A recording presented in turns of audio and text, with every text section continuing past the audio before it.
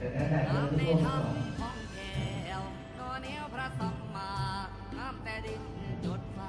คือเสียงได้เสียงก็สวยดีเชียงรายธรณียังบอด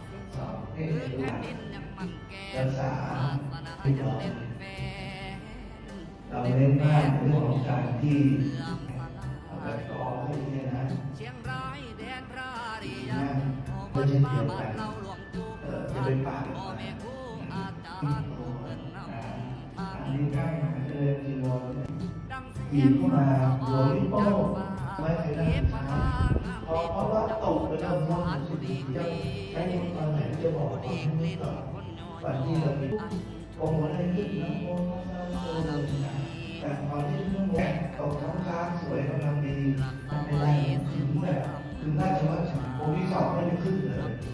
ถ้าเราดูตาสะภะสังฆาทิ